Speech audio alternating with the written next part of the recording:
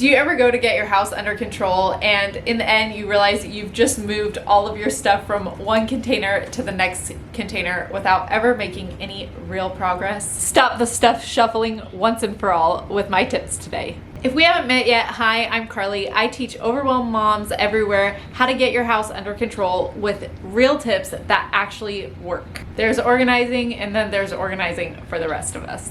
When I first realized I had a clutter issue, I could never seem to get my clutter under control. I would spend hours of my time organizing only to do it again the next weekend. It felt like it was a never-ending cycle and I just couldn't figure out what was going on until I discovered the container method. Let the container be your bad guy. And when this container is full, it's time to declutter. It's not time to upgrade to a bigger container. You see, that's what a lot of us do. I think we get this idea in our head that our space will look nicer if we just had maybe a nicer container. And we don't realize that it's not the container, it's the stuff. Our house is never going to look under control until we learn the art of decluttering and actually letting go. And this can be really hard because we want to keep it all. But the truth is there's just simply not enough space for most of us to keep everything. Eventually, you're going to run out of room. I always say, even if you live in the biggest house and you have the biggest closets, they still can only hold so much. So in the case of your house, let's take your house for example. I live in a 1,300 square foot home and I don't have a lot of storage space. So my container is a lot smaller than a lot of people's and I'm okay with that. I just need to make a lot harder decisions and probably ruthlessly declutter more than someone, let's say, who lives in a 2,500 square foot home. The trick is not letting your home or your container in that case get too full. I think we've all been there. We go to get something and we realize, holy cow, this container is out of control. I had to sort and dig through this for like 3 minutes just to find what I was looking for. So we go to declutter and we think, oh, this butterfly garden, I was going to do this with my kids this summer and I never did. Okay, let's keep this. Oh, this purse, I really like this purse. I was going to use it on my vacation. I know that the color doesn't really look the greatest. I know that I don't really like the way the straps work, but maybe one day on the next vacation that I was gonna go on, I will use this. And what about this baseball glove that I don't even really like baseball. Where did we get this from? We better keep this in case my son actually ends up playing baseball this next year. And so that's how it goes. And we're stuck in this perpetual what if state.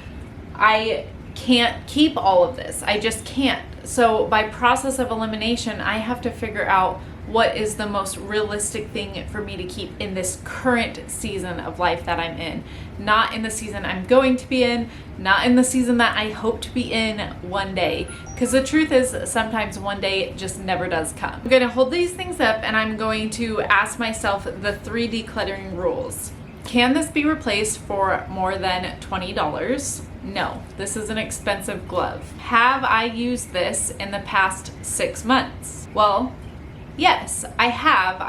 Me and my son went and played catch. My husband and my son played catch just a couple months ago. We might not have used it within the past couple weeks, but definitely within the last 6 months. And will I use this again in the next 6 months? We will use it again in the next 6 months. In fact, my husband wants to plan a baseball game trip over to DC with my son. What about those sentimental items? So you're decluttering your things and you get to an item that's incredibly sentimental. My phone keeps going off, so we'll go ahead and put that on silent. Sorry about that. You have a couple options. I like to keep my sentimental stuff in a specific basket that is dedicated to each person in the household. It's their memory bin. I will put that memory item in the memory bin And if the memory bin is too full, then I'm forced to make hard decisions when it comes to that memory bin. So when it comes to sentimental items, you also have to remember that the memory is stored in your heart, not in the thing. The reason why we like the thing so much is because we can look at it and it sparks the memory.